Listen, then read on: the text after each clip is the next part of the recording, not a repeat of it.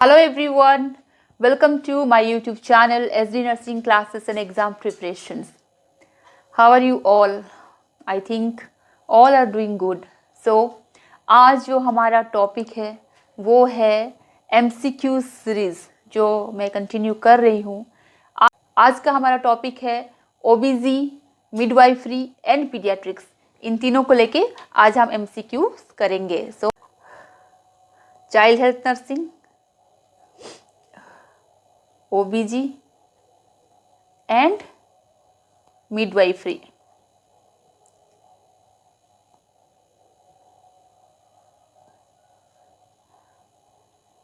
So this is series number 4 MCQ series. Okay, so already मैंने बताया है कि कैसा है सब्जेक्ट, किस किस सब्जेक्ट को मैं किस तरीके से पढ़ा रही हूँ।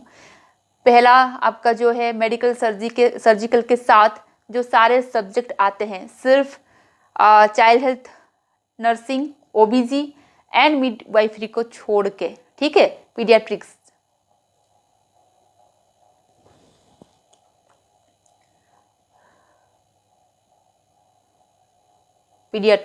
ठीक है, और चाइल्ड हेल्थ नर्सिंग सेम है, जिसमें सिर्फ नर्सिंग का पार्ट होता है, इंटरवेंशन वगैरह, इसलिए उसको चाइल्ड हेल्थ नर्सिंग कहा जाता है। सो ये जो है ये तीनों एक में है और बाकी दूसरे सब्जेक्ट्स को है सब्जेक्ट जो है वो एक में है। So today series we will start 4 series number 4 MCQ series 4।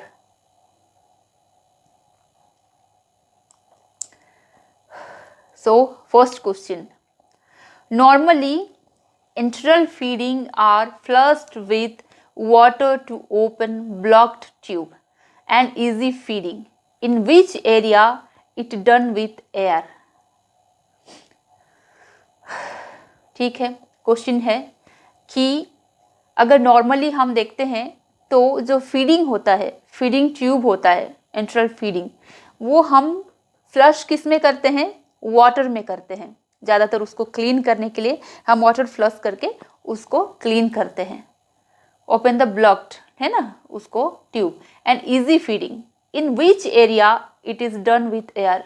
ऐसा कौन सा जगह है, किस डिपार्टमेंट में हम उसको वाटर के जगह एयर में उसको क्लीन करेंगे, ब्लॉक को ओपन करेंगे? देखिए इसमें दिया है NICU है ना, सेकेंड है आपका ऑपरेशन यूनिट, थर्ड है रिहैबिलिटेशन यूनिट एंड फोर्थ है क्रिटिकल केयर यूनिट। सो आप सोचे NICU,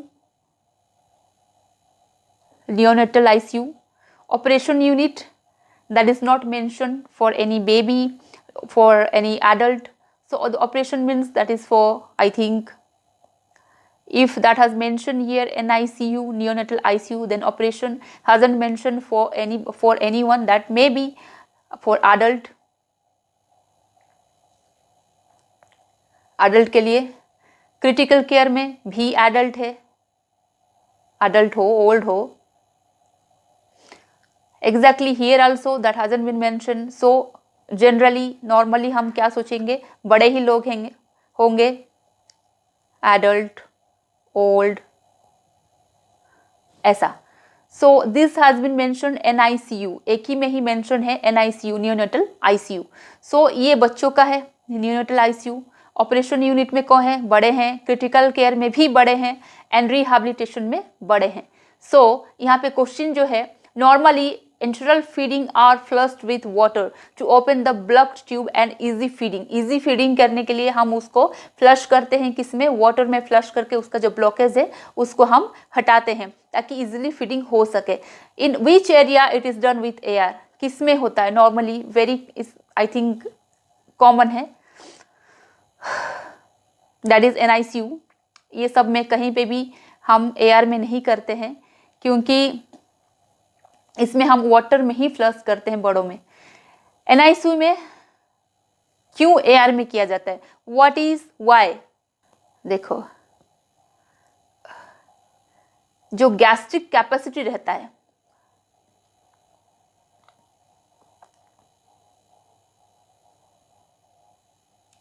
ऑफ न्यूबॉर्न का क्या होता है, मिनिमल रहता है।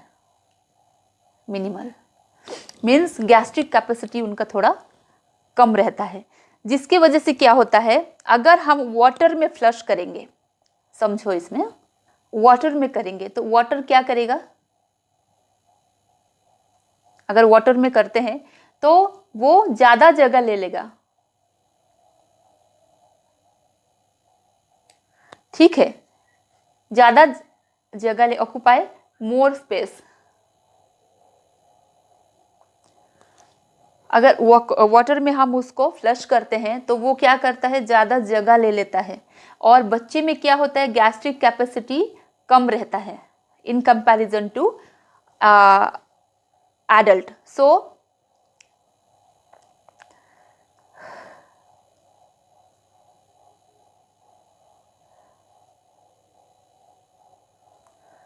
क्या होगा कि बच्चे को डाइजेशन में प्रॉब्लम होगा, क्योंकि बच्चे का जो न्यूट्रिशन है वो कहां से आ रहा है, ब्रेस्ट फीडिंग से।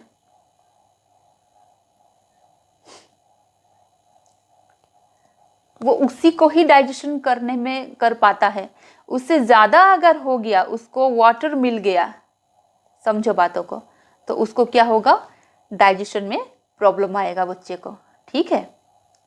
इसी वजह से क्या है कि वाटर में फ्लश ना करके एयर में फ्लश किया जाता है। एयर में उसको क्या करते हैं, फ्लश करते हैं,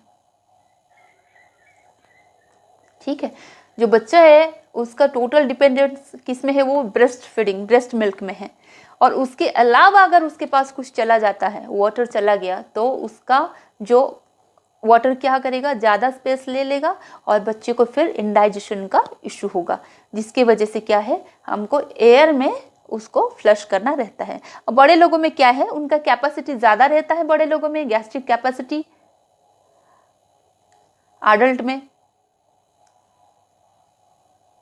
एडल्ट में गैस्ट्रिक कैपेसिटी बहुत ज़्यादा रहता है ना। हम तो सब खाते हैं, खाना पीना सब करते हैं, बट बच्चा जो रहता है वो सिर्फ और न्यू बॉर्न बेबी किस में डिपेंड रहता है, सिर्फ और सिर्फ मिल्क में डिपेंड रहता है। इसी वजह से क्या है, बच्चे का जो एयर, उसका जो एंट्रल फीडिंग ट्यूब्स जो है वो एयर में फ्लश किया जाता है, और बड़ों में वाटर में किया जाता है, क्योंकि कोई इशू नहीं है। ओके, इसको याद रखो, this is very important I think, ठीक है। This is second one, number को आप ध्यान मत दीजिए। अब आएगा 19 years old unmarried girl came to gynae OPD for vaccination against cervical cancer. Which vaccine will be administered to the client? देखो समझो क्वेश्चन को, क्या है कि 19 years girl, unmarried girl came to gynae OPD, okay, for what, for cervical cancer. Which vaccine will be administered to the client?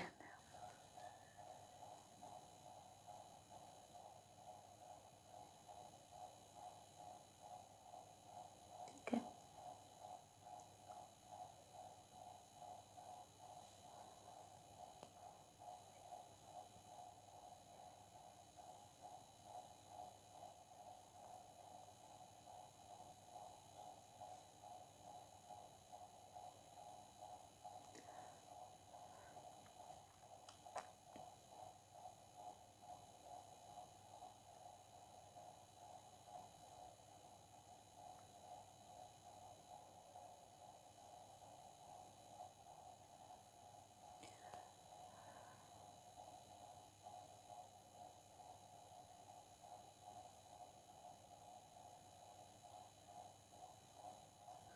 ठीक है, so what happen, this is ऐसे करके जो गया है ना, दिस इज कैनल,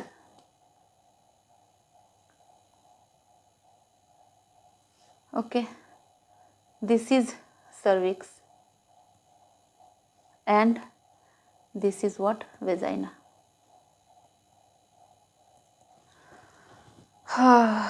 ओके, समझो इसमें।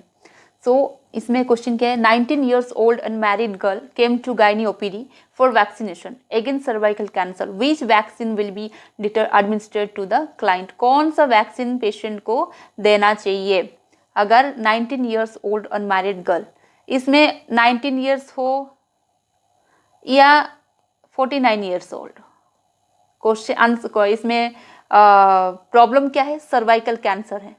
Cervical cancer means that is the cancer in the cervix region of your genital area.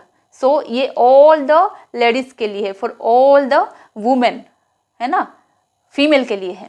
Which vaccine will be administered to the client, कौन सा जेनाइटल एरिया के लिए है, तो वो फीमेल के लिए हो चाहे मेल के लिए हो, जिसके लिए भी हो, तो क्या वैक्सीन अपने को देना चाहिए। वो जेनिटल एरिया में उसको कैंसर हो गया, बोले वो सर्वाइकल हो या वेजाइनल हो, वल्वा हो, किसी में भी हो।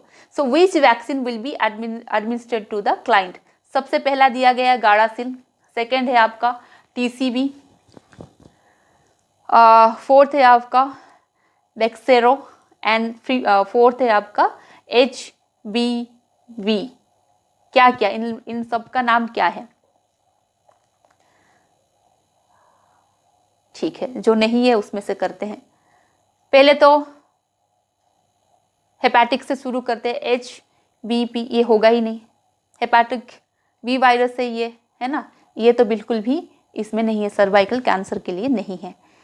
देन आता है आपका TCV जो टाइफॉइड फीवर के लिए यूज होता है, टाइफॉइड डिटेक्शन, ठीक है, इसको तो समझ गया। आपका सर्विक्स कहाँ पे है, this is the cervical canal and this is cervix, ठीक है, मैं इसको रब कर रही हूँ,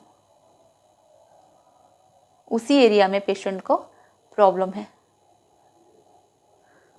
ठीक है। TCB जो साल्मोनेला टाइफी बैक्टीरिया के लिए यूज किया जाता है, टाइफॉइड डिटेक्शन के लिए। Then this is also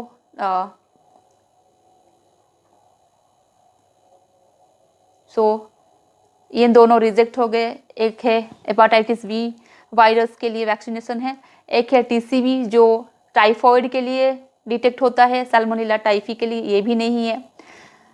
third जो है वो है वेक्सेरो जो कि आपका मेनिंजोकोकल इन्फेक्शन के लिए,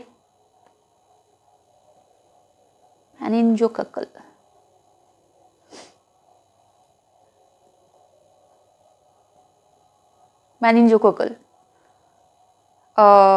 इन्फेक्शन के लिए यूज होता है, ठीक है, मेनिंजोकोकल वायरस के लिए Vaxero. And first one is the Gardasil, this is the correct answer. ये जो है यही करेक्ट आंसर है, जो कि कोई भी टाइप का जो वेजाइनल मीन्स आपका जेनिटल एरिया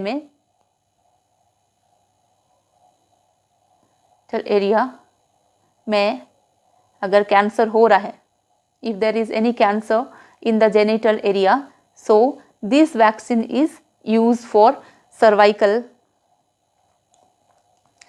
हो गया, आपका वेजाइनल हो गया,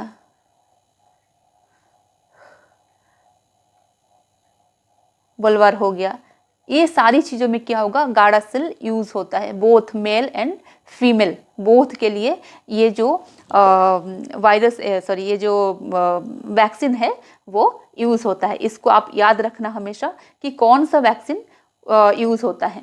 अपना जेनिटल ट्रैक्ट में अगर इन्फेक्शन हो गया, कैंसर हो गया, स्पेशली ये जो गार्डासिल 9 करके आता है,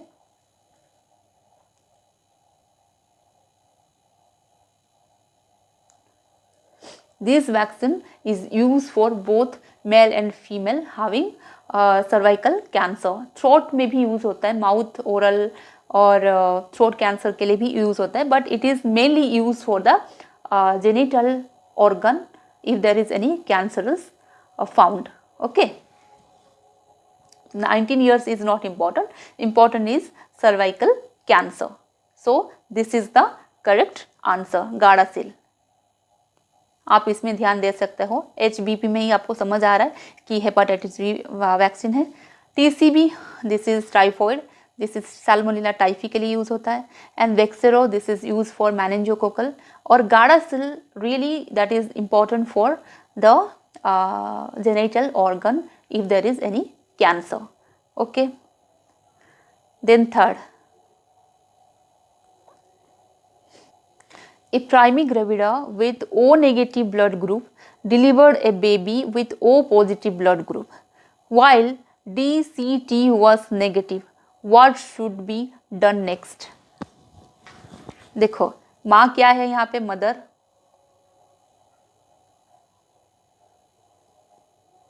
मदर जो है ओ नेगेटिव है एंड मदर जो है ओ नेगेटिव है एंड बेबी जो है ओ पॉजिटिव है. ठीक है. So DCT was negative. DCT का फुल फॉर्म क्या है? This is a test which detect hemolysis.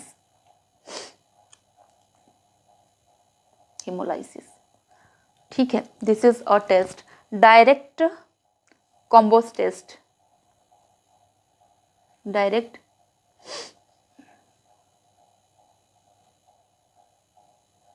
Combos test. ठीक है. DCT का फुल फॉर्म है. So test which detect the haemolysis, है ना, हिमोलाइसिस ऑफ RBC. ठीक है. उसको डिटेक्ट करता है कितना वो रैप्चर हो गया.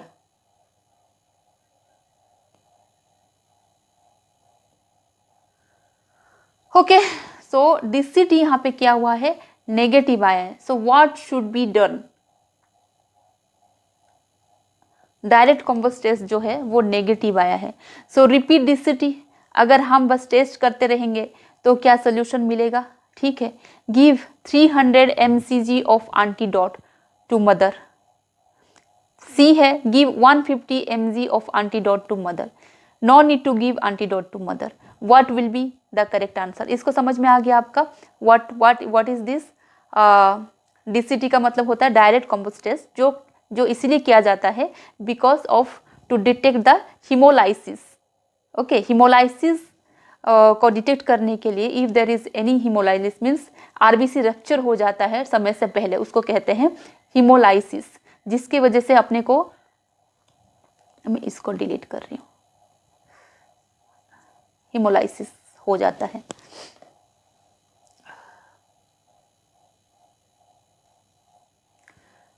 हिमोलाइसिस मीन्स क्या हो जाता है कि प्रीमेच्योर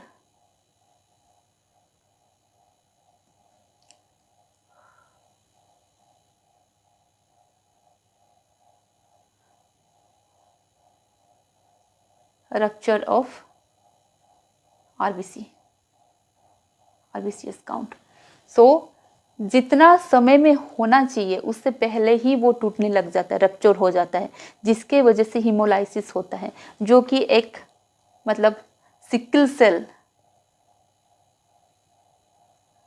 एनीमिया का चांसेस रहता है. ठीक है. ये सारी चीज़ मैंने आपको बता दिया. सो ये सारी चांसेस हो सकता है. तो आपने को यहाँ पे करना क्या है, इसमें जो है एंटीडोट्स मीन्स वो क्या करता है, ये एंटी-D मीन्स एंटीडोट्स क्या करता है, अपने को मदर को क्या करता है,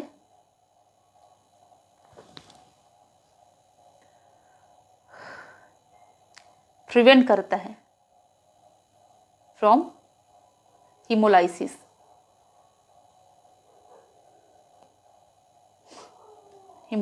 से.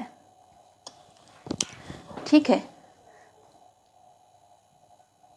मैंने शुरू में ही बताया हिमोलाइसिस होने का चांसेस करता रहता है. सो एंटीडोट्स में क्या होता है, अपने को माँ को वो बचाता है हिमोलाइसिस से. ठीक है. अगर हम मदर को दे देते हैं तो वो क्या करता है, हिमोलाइसिस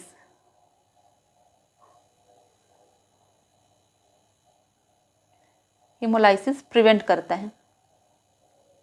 ठीक है, सो यहाँ पे क्या करना चाहिए, जहाँ पे कि मदर बच जाए, क्योंकि उसका जो नेगेटिव हुआ है, DCT was negative, means DCT is the test in which we can understand the haemolysis, means direct Coombs test where you can understand the haemolysis is there और नॉट। हिमोलाइसिस मैंने बताया कि जहाँ पे प्री मैच्योर रैप्चर हो जाता है RBC का, और जिसकी वजह से क्या होता है, सिकल सेल एनीमिया होने का चांसेस रहता है। तो हिमोलाइसिस को प्रिवेंट करता है, एंटी-D जो है हिमोलाइसिस से प्रिवेंट करता है। तो इसमें अपने को कितना रिपीट करने से क्या होगा, अब हम सिर्फ टेस्ट करते रहेंगे क्या। सेकेंड है give 300 mcg of anti-D to mother, give 150 mg of anti-D to mother. So क्या करना चाहिए, no need to give anti-D to mother, आपने को क्या करना चाहिए, हाई एंटी-D देना चाहिए, that is 300 mcg, because that only help, that only save the mother from haemolysis. So इसी वजह से क्या होगा, 300 mcg अपने को देना रहेगा। तो क्या होता है, RH फैक्टर जो होता है, यहाँ पे देखो थोड़ा सा और समझा देती हूँ मैं।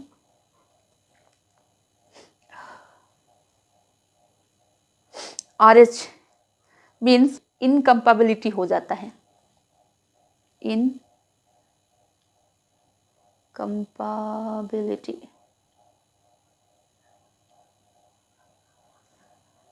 ठीक है, ये सबको मैं RH incompatibility means what happen,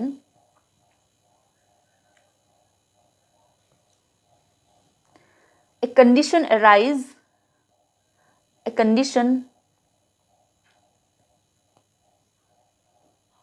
arise when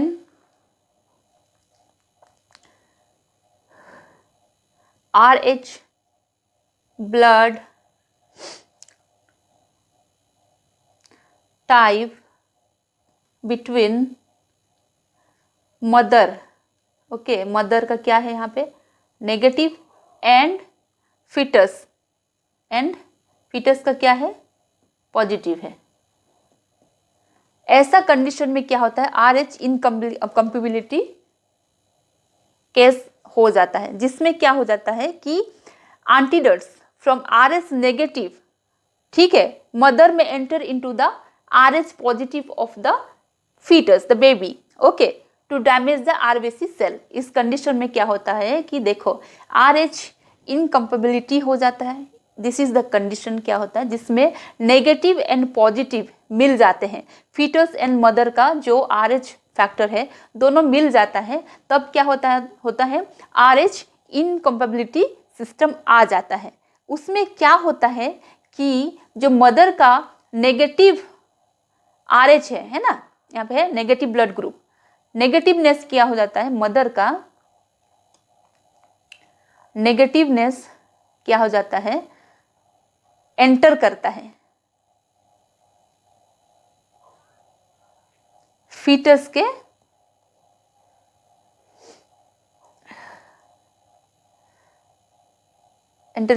foetus के ब्लड स्ट्रीम में,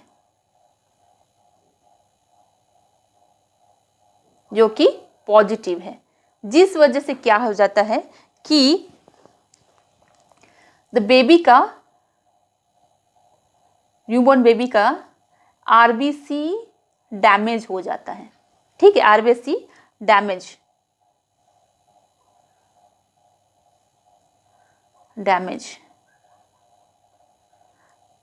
ठीक है, जिस वजह से बेबी को क्या हो सकता है, हिमोलाइटिक एनीमिया होने का चांसेस होता है।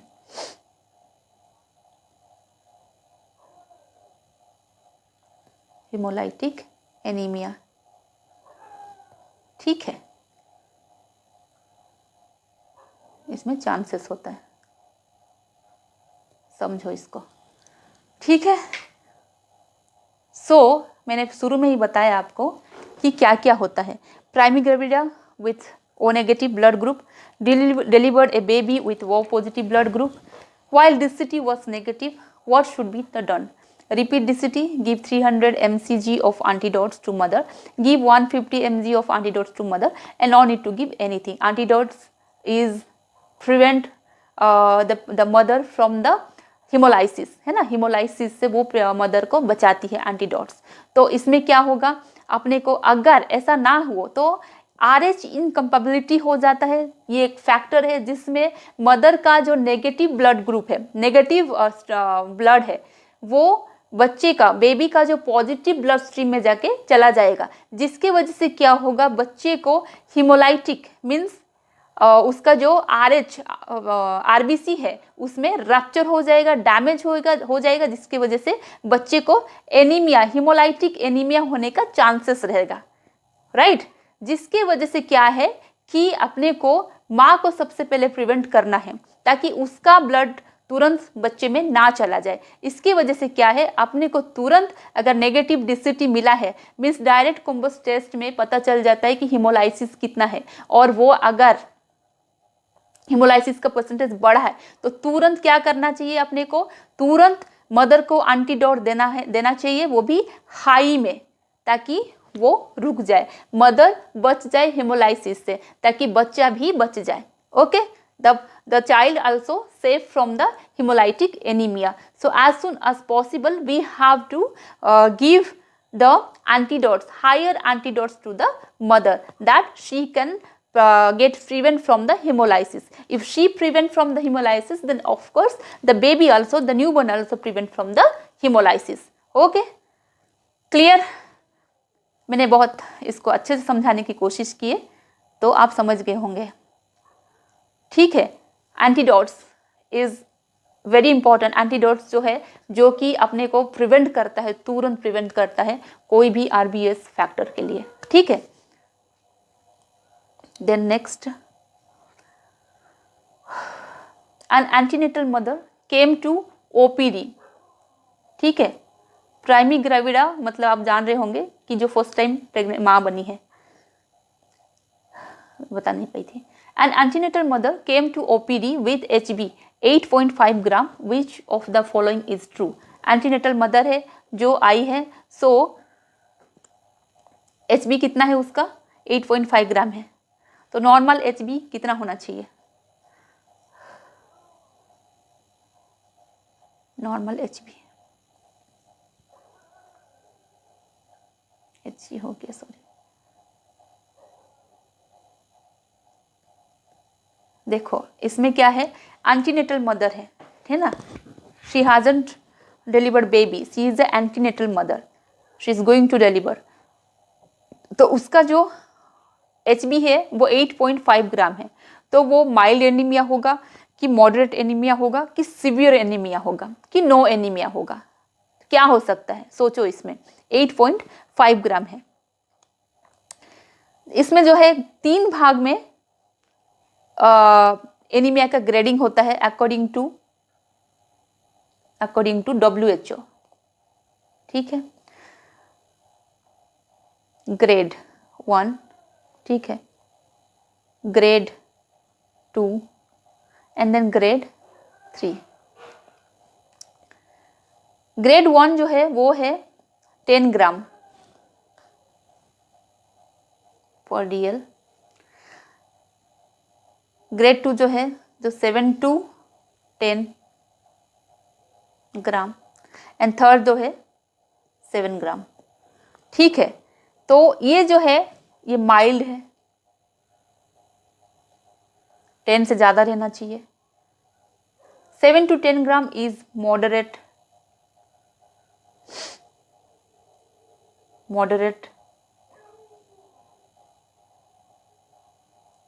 and 7 gram is severe anaemia,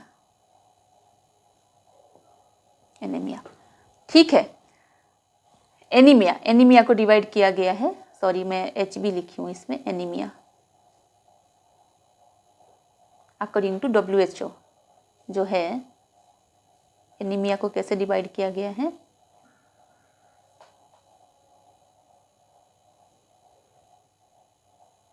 anaemia, इसको 3 भाग में 3 टाइप्स डिवाइड किया गया है, grade 1, grade 2 and grade 3। Grade 1 में जो है 10 ग्राम पर डे रहता है वो है माइल्ड एनीमिया, ठीक है, 10 ग्राम तक रहता है वो है माइल्ड। मॉडरेट में क्या होता है 7 to 10, 7 to 10, ओके, और ये जो है 10 ग्राम, ठीक है, और सीवियर जो है वो है आपका 7 ग्राम। सीवियर जो है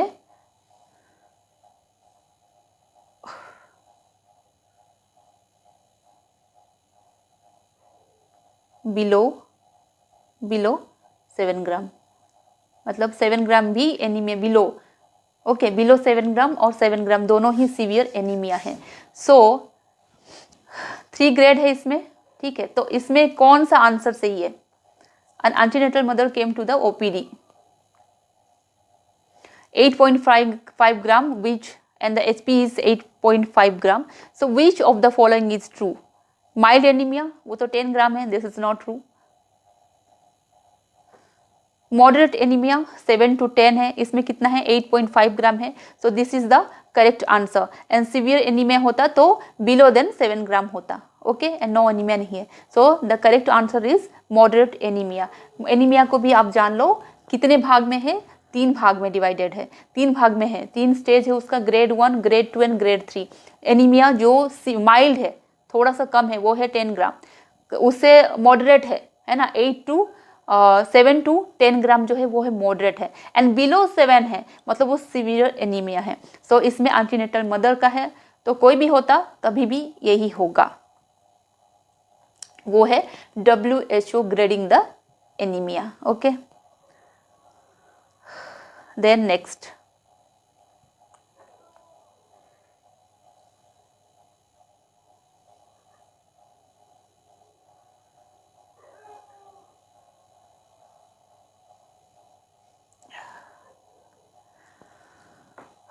a patient on the postpartum period of 72 hours. A purpura developed fever with decreased skin integrity due to fluid loss and excessive vaginal secretion may indicate development of sepsis. In the above scenario, the body temperature supporting sepsis is 36 degrees Celsius, 37 degrees Celsius, 38 degrees Celsius and 40 degrees Celsius. Patient on the postpartum period, delivery हो गया है, after delivery 72 hours means कितना दिन हो गया, लगभग 3 days, okay, लगभग 3 days हो गया है। एंड क्या हुआ है उसको, परप्यूरा डेवलप्ड हो गया है, okay, with decrease skin integrity due to fluid loss. इतना फ्लूइड लॉस हो जाता है कि उसका स्किन इंटीग्रिटी पूरा कम हो चुका है, पूरा सूख गया उसका स्किन में पूरा रूखापन, पूरा सूखापन आ गया है वेजाइनल सिक्रेशन की वजह से, एंड दैट में इंडिकेट डेवलप ऑफ सेप्सिस। उसके वजह से क्या है, सेप्सिस हो गया, इतना ज़्यादा इन्फेक्शन हो गया। सेप्सिस में समझ रहे हो ना, हाई इन्फेक्शन हो गया है। इन द एबव सिनारियो, ये सारी सिनारियो जो आप देख रहे हो, पेशेंट हैज डिलीवर्ड हो चुकी है, 72 आवर्स हो चुका है, लगभग 3 डेज हो चुका है, और उसके शरीर में क्या है, फ्लूइड इतना लॉस हो गया है वेजाइनल सिक्रेशन की वजह से, एक्सेसिव वेजाइनल सिक्रेशन हो रहा है, जिसकी वजह से उसके शरीर में पूरा फ्लूइड स्किन इंटीग्रिटी हो गया है, स्किन पूरा सूखापन आ चुका है स्किन में, डेवलप सेप्सिस उसके, और उसमें क्या हो रहा है, सेप्सिस हुआ है, ठीक है, परप्यूरा डेवलप हो चुका है। परप्यूरा मीन्स व्हाट, जब रप्चर हो जाता है, देखो अब ये मैं परप्यूरा का बता रही हूं, sepsis means high infection, okay, infection, this is a purpura means this is a life threatening condition, okay, means इतना भयंकर इसका इन्फेक्शन हो जाता है, परप्यूरा लाइफ थ्रेटनिंग कंडीशन हो जाता है, ठीक है, इतना ज़्यादा इसका इन्फेक्शन हो जाएगा। क्यों होता है? बिकॉज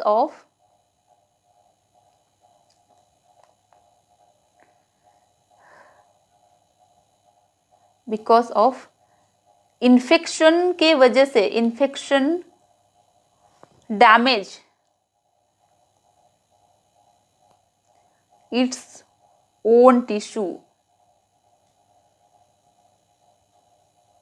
ठीक है, इन्फेक्शन की वजह से जो टिश्यू है वो डैमेज हो रहा है, दैट इज कॉल्ड परप्यूरा, जो कि मीन्स बहुत ज़्यादा लाइफ थ्रेटनिंग भी हो सकती है, जिसके वजह से पेशेंट डेथ भी हो सकती है। Okay, this is the condition purpura developed fever with decrease in skin integrity. Means purpura हो गया है, उसका कंडीशन बहुत खराब है, टिश्यू डैमेज हो रहा है और फ्लूइड लॉस हो रहा है because of excessive vaginal bleeding, और सेप्सिस है, indicate to develop sepsis, means more infection develop हो चुका है। सो ऐसे कंडीशन में पेशेंट का टेम्परेचर क्या रहेगा? बढ़ा हुआ रहेगा कि घटा हुआ रहेगा? बताओ। और इसमें क्या है कि जो हमारा पेशेंट का जो लेबर हुआ है ना, रप्चर ऑफ, इसमें रप्चर हुआ है,